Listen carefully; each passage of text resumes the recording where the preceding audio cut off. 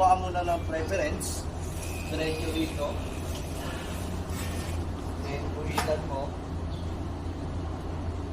Para makakuha ka ng preference na diretso.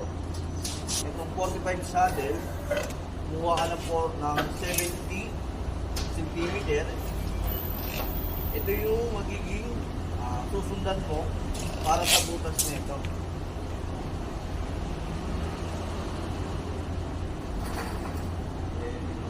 Marking. Nakuha mo na yung mark. Bali magtitira ka ng allowance para sa kakapitan. Titira ka ng allowance sa marking mo at least 3 cm. Titira ka ng allowance at least 3 cm. So ito marking yung saddle. Ayan.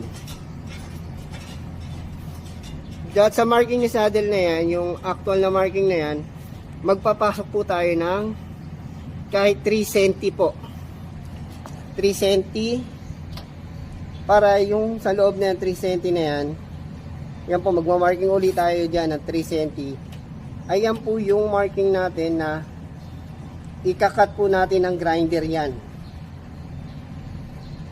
Bakit po mahalaga? Kasi yan mag-iwan tayo ng 3 cm o 5. Ayan po kasi yung pagkakapitan niya. Yung unang marking natin, yan lang po yung magiging guide natin para kay saddle po. Pero ang ikakat mo natin dyan, ito pong yung loob. Ito pong loob na panibago natin marking. Yan po talagang kakat natin. Kailangan natin ng konting pag-iingat, no? Pag tinanggal natin siya. Yan po.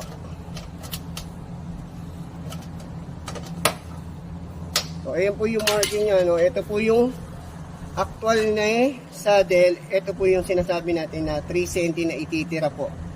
Yung loob po ang kinat natin dyan para may pagkakapitan siya pag ating po.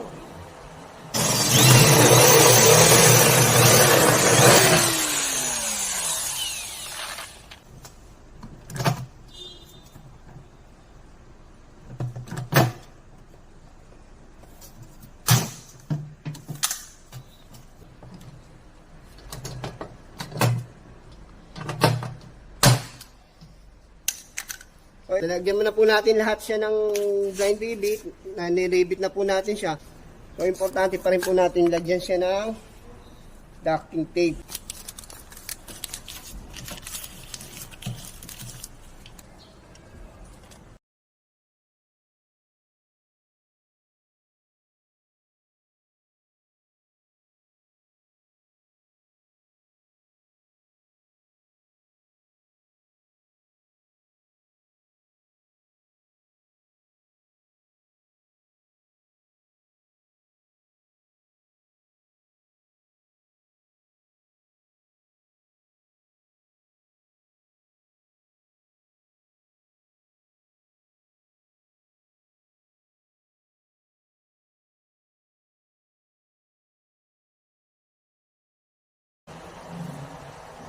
O, papakita po natin. Paano i-rivet eh?